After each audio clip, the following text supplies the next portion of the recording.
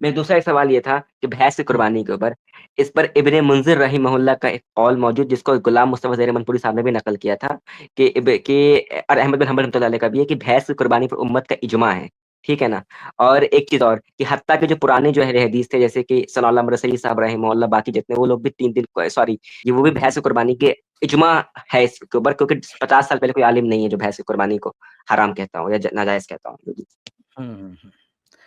دیکھیے بھینس کی قربانی کے مسئلے میں قرآن سے کوئی دلیل نہیں ہے، حدیث سے کوئی دلیل نہیں ہے، نہ تو قرآن کی کسی اجماع آیت میں ہے کہ بھینس کی قربانی کرو، نہ کسی حدیث میں ہے، نہ کسی صحابی سے یہ صحیح سند سے ثابت ہے۔ علی رضی اللہ تعالیٰ عنہ والی جو روایت پیش کی جاتی ہے وہ بے سند، مطلب بے سر پیر کی ہے، نہ تابعین میں سے کسی سے ثابت ہے، تابعین میں سے کسی ایک سے بھی جو ہے قربانی ثابت نہیں ہے بھینس کی قربانی، نہ اتباع تابعین میں سے کسی سے ثابت ہے۔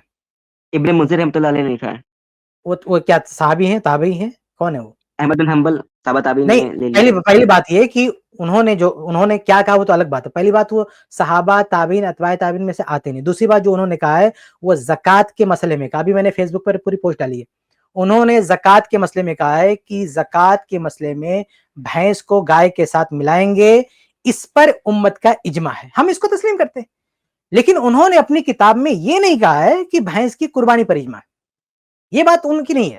آج کوئی دعویٰ کر سکتا ہے، میں آپ کو کہتا ہوں، سنو میری بات سنو، آپ میری بات سنو، پوری امت میں سے کسی ایک بھی معتبر محدث امام فقیہ نے یہ دعویٰ نہیں کیا ہے کہ بھینس کی قربانی پر اجماع ہے، میری معلومات کے حد تک۔ بھائی فقہی دنیا ایک سمندر ہے، ٹھیک ہے، جتنے بھی اقوال خاص طور سے اس سال جتنے لوگوں نے پیش کیے ہیں، سب کا میری وال پہ جائیے، فیس بک پر میری وال پہ جا کے چیک کیجیے، سب کا جواب میں نے دے دیا ہے کہ کہیں بھی اجماع کا نہیں ہے، کوئی بھی اجماع کا قائل نہیں ہے۔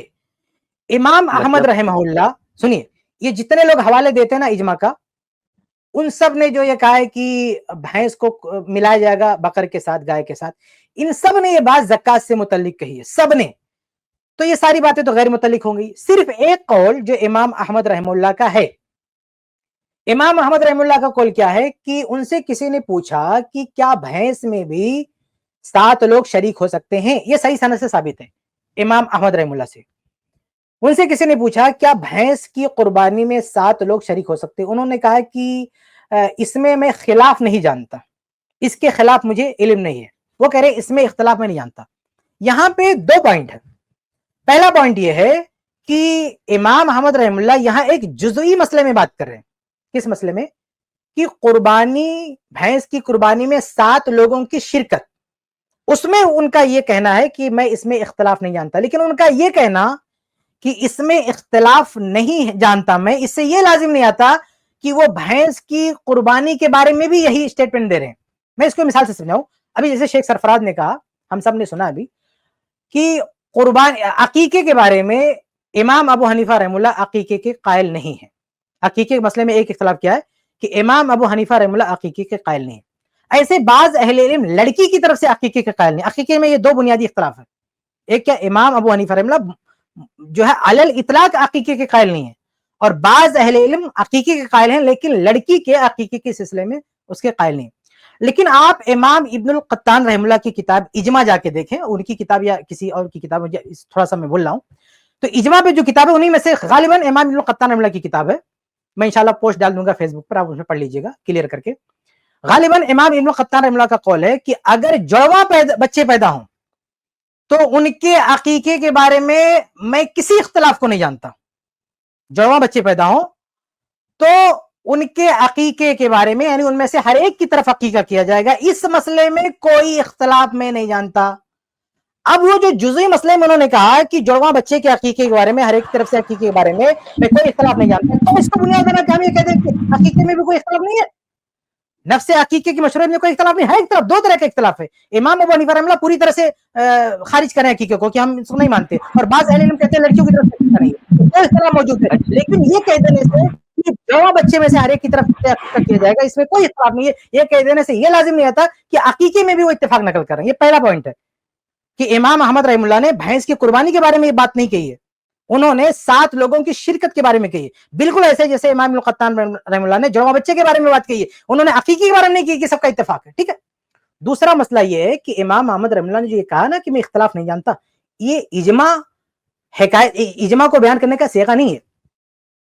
اور بالخصوص امام احمد رحمہ اللہ تو سخت پھٹکار لگاتے تھے ایسے لوگوں پہ جو اختلاف سے ناواقفیت کی بنا پر کہہ دیتے تھے اجماع ہے، بلکہ امام احمد رحمہ اللہ نے اس کو جھوٹ قرار دیا ہے.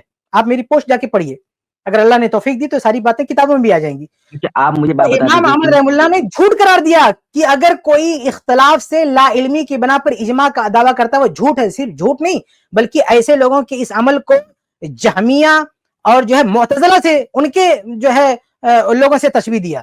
تو یہ کوئی تواضع کی بات، صرف تواضع کی بات نہیں مسئلہ ہے کہ تواضع میں ایسا ہے وہ بول رہے ہیں، نہیں، وہ پھٹکار لگا رہے ہیں کہ یہ جھوٹ ہے، ایسا کہنے والا جہمیوں کے مشابہ ہے، ایسا کرنے والا معتزلہ کے مشابہ. اتنی سخت تعبیر ان کی، اور آپ کہیں گے اتنے وہ اس بات کے قائل ہی نہیں ہے کہ عدم اختلاف کی وجہ سے آپ اجماع کا دعویٰ کر لیں. تو امام احمد رحمہ اللہ کے حوالے سے آپ نے اجماع کا دعویٰ نہیں کیا. یہ دو پوائنٹ ہیں، ایک تو انہوں نے اجماع کا دعویٰ نہیں کیا، دوسرا انہوں نے ایک جزوی مسئلے میں عدم اختلاف کی بات کی، نہ کہ نفس قربانی کے مسئلے میں. جیسے عقیقے کے مسئلے میں ابن خطان نے کہا کہ اختلاف کا علم نہیں ہے جوان بچے کے عقیقے میں. اس کا یہ مطلب نہیں کہ نفس عقیقہ میں اختلاف کی وہ نفی کر رہے ہیں. جی ٹھیک ہے، آپ مجھے کوئی ایک عالم دکھا دیجیے 50 سال پہلے کا جو بھینس کی قربانی کو ناجائز کہتا. خود غلام مصطفیٰ ظہیر امن پوری قائل ہے بھینس قربانی کی. ابو یحییٰ نور پوری، رضا اللہ عبدالکریم مدنی. آپ نے لکھا ہے آئی ایم اہل حدیث.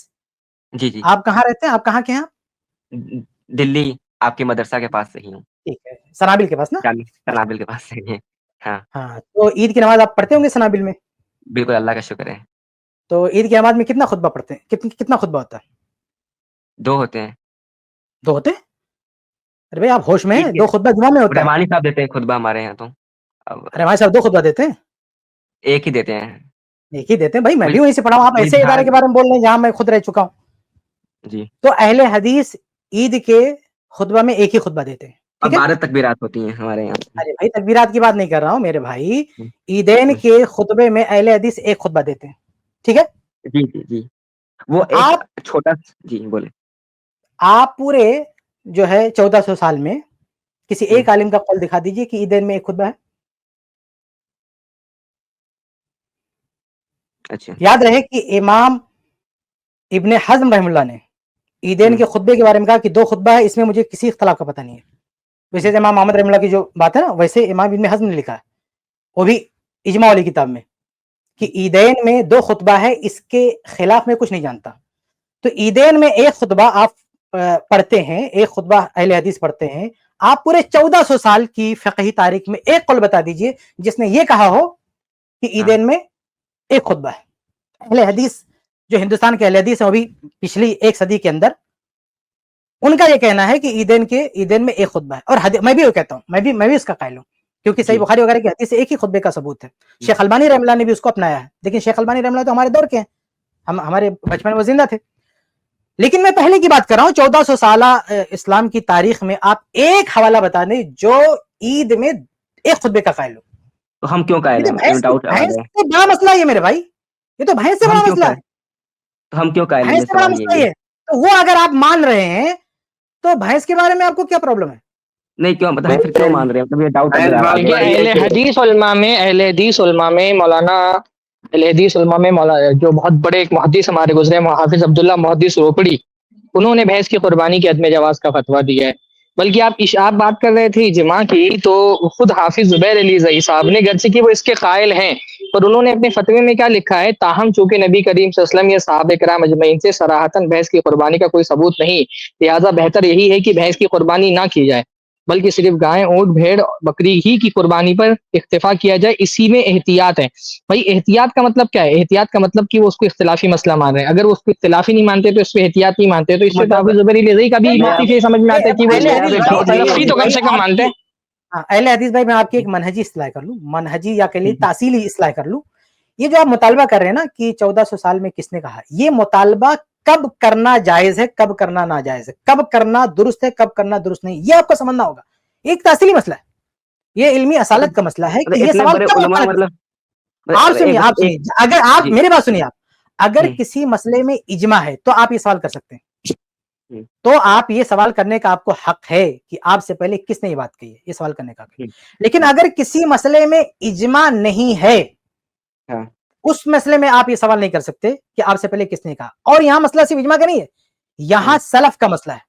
मैंने शुरू में कहा कि भैंस की कुर्बानी न कुरान से साबित है न हदीस से साबित है, और कुरान और हदीस से हवाले पढ़ के कुछ लोग उसका एक फहम कशीद करते हैं, लेकिन सबसे बड़ा मसला जो हमारा मनहजी मसला है कि हम कुरान और हदीस के फहम में, तफसीर में उस फहम को तरजीह देते हैं जो सलफ से साबित हो। सलफ में सहाबा, ताबीन, अतबाए ताबीन, जो ये जिन 3 तबकात को अल्लाह के नबी ने सनद दी है, उनमें से किसी तबके के लोग, किसी भी तबके के लोग भैंस की कुर्बानी के कायल नहीं, बल्कि सबसे अहम नुक्ता यह है कि ताबीन और अतबाउत ताबीन ने भैंस की ज़कात का फतवा दिया। ताबीन, अतबा, ये वो लोग नहीं है जिन्होंने भैंस नहीं देखा। ये मैं इस पे जोर दीजिएगा। बाद लोग क्या कहते हैं कि आप लोग ताबीन का हवाला मानते हैं, उनके जमाने में भैंस थी नहीं। अरे भाई, भैंस में ज़कात का फतवा दे रहे हैं। अब सवाल ये पैदा होता है कि ताबीन और अतबाउत ताबीन, जो असल सलफ, जिनका फहम हुज्जत है, मेयार है, वो जब भैंस को देखते हैं, भैंस का नाम सुनते हैं तो फौरन फतवा देते हैं इसको ज़कात में लिया जाएगा, लेकिन वो कुर्बानी में फतवा नहीं देते। क्या वजह? हालांकि हालात उसके भी मुतकाजी हैं। अगर कैसा कोई माने मौजूद होता ना तो भी बात मान ली जाती, कोई माने मौजूद नहीं है, हालात उसके मुतकाजी हों। और ये उसूली बात है कि सलफ में, आयदे रसालत में, आयदे साहबा में अगर किसी काम करने के हालात मौजूद, वो काम नहीं किया गया तो उसका तर्क ही सुन्नत है। सुन्नते तरकिया भी कोई चीज होती है, सुन्नते तरकिया भी कोई चीज होती है।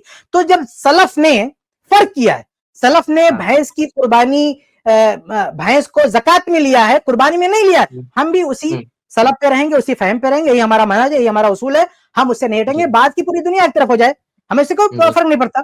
जो चीज हदीस से साबित होगी हम वही मानेंगे, जो चीज हदीस से साबित नहीं होगी पूरी दुनिया करे हम नहीं मानेंगे। मैं एक मिसाल और आपको दे दूं। बच्चा पैदा होता है, उसके कान में अजान देना चाहिए कि नहीं देना चाहिए? आपकी क्या राय है? नहीं देना चाहिए, नहीं देना चाहिए, बिल्कुल। मैं इसका नहीं देना चाहिए। आपसे पहले किसने बात कही कि नहीं देना चाहिए बच्चे के कान में अजान? आपने कही है, मैं आपको दलील से तसल्ली। अरे भाई मेरी बात छोड़ो यार, मेरी बात छोड़ो। ये 1400 साल दौर में किसने कहा कि बच्चा पैदा हो तो अजान नहीं देना चाहिए? बल्कि इमाम तिरमिजी रहमतुल्लाह ने तो क्या लिखा? इमाम तिरमिजी रहमतुल्लाह ने लिखा है सुनन तिरमिजी में कि इसी पर उम्मत का अमल है, और उस इमाम तिरमिजी रहमतुल्लाह के उस बयान को लेकर बाद लोगों ने इजमा का दावा किया। तो आप बताइए कि जो है कान में अजान देना चाहिए, किसने इसका इनकार किया? सहाबा ने दिया नहीं है ना, क्योंकि हदीस ज़ईफ है, और ताबीन ने नहीं दिया। ये कहते हैं भाई, जब हम, हालांकि देखिए हिंदुस्तान में बहुत सारे अहले हदीस इस पे अमल करते थे, लेकिन जब उनको ये पता चला ना कि ये हदीस ज़ईफ है तो छोड़ दिया। तो कहने का मतलब ये है कि अगर कोई चीज साबित हो, हमारा अमल हो रहा हो, अगर हमें पता चलेगा कि ये हदीस से साबित नहीं, पूरी दुनिया अमल करे, पूरी दुनिया अमल करे, हम उसको नहीं मानेंगे। समझ रहे? जी, पूरी दुनिया अमल करे, हम उसको नहीं मानेंगे। जी, मैं शाहीन बाग में रहता हूँ। शाहीन बाग में ही सनाबिल है ना, आपका जो मदरसा है, जानते होंगे आप शाहीन बाग का नाम। तो मैंने 7 साल गुजारा मैंने वहाँ पे। हाँ जी, मैं वहीं पे रहता हूँ। तो मेरा जैसे कि मेरा सवाल बस मतलब गुलाम मुस्तफा ज़हीरी भी तो एक मुहद्दिस का दर्जा रखते हैं, तो वो भी अब मतलब भैंस की कुर्बानी, मैंने खुद हिस्सा ले लिया भैंस की कुर्बानी में। अब मैं क्या? अरे भाई, आप उनकी बात सुनिए, आपको लगता है उनकी बात सही तो मान लीजिए। आप मुझसे बात कर रहे हैं ना इस वक्त, अगर आपको उनकी दलील समझ में आ रही तुमको मान लिया, हम थोड़ी मानेंगे। हम क्यों माने भाई? हमारे नजर में ना कुरान से सबूत, ना हदीस से सबूत, ना सहाबा से सबूत, ना ताबीन से सबूत, ना अतबाउ ताबीन से सबूत, बस यही हमारी असल दलील है और असल मेयार है। इसके बाहर आप तो किसी का हवाला लोगे तो हम कैसे मानेंगे? शेख जुबैर अली ज़ई साहब, जिनको उस्ताद माना जाता है इन हजरात का, जिनका आप नाम लेते हैं, वो कहते हैं कि वो खुद कहते हैं कि जो असल उनके नजर में जो हुज्जत है वो सहाबा है और उसके बाद के ताबीन है। उसके बाद के उलमा जैसे इब्न तैमिया रहमुल्लाह, दूसरे लोग, वो खुद उनको जो है हुज्जत नहीं मानते। तो भाई हम ये नहीं कहते कि बाद के उलमा की कोई हैसियत नहीं, बहुत बड़ी हैसियत है, बल्कि हम अपने फहम पर उनके फहम को तरजीह देते हैं। तो खैरुल कुरान के बाद की उनकी बात नहीं कर रहा हूँ कि हम अपने फहम के मुकाबले में उनके फहम को बरतर कहते हैं, लेकिन जब उनका फहम सलफ के फहम से टकराएगा तो हम सलफ के फहम को उन पर बरतरी देंगे, सलफ के फहम को उन पर हम जो है राजी करार देंगे। तो भैंस की कुर्बानी के मसले में अपनी फहम की बात नहीं कर रहे हैं। जो सलफ है, सहाबा, ताबीन, अतबाउ ताबीन, ये फर्क करते हैं। भैंस की ज़कात तो देते हैं, कुर्बानी नहीं करते, इसलिए हम उनके फहम को पूरी उम्मत पर तरजीह देंगे, बाद के लोगों पे। चलिए ठीक है, मुझे बहुत अच्छा लगा आपसे बात करके। क्या बोलते हैं, मतलब मैं भी शाहीन बाग का वहीं पढ़े तो। अरे भाई, शाहीन बाग मैं भी रह चुका हूँ, आप क्यों बार बार शाहीन बाग के क्यों हवाला दे रहे हैं? वहां पर रहते हैं, वहां की हर गली घूम चुका हूँ मैं, पूरा एरिया घूम चुका हूँ। चलिए, शुक्रिया।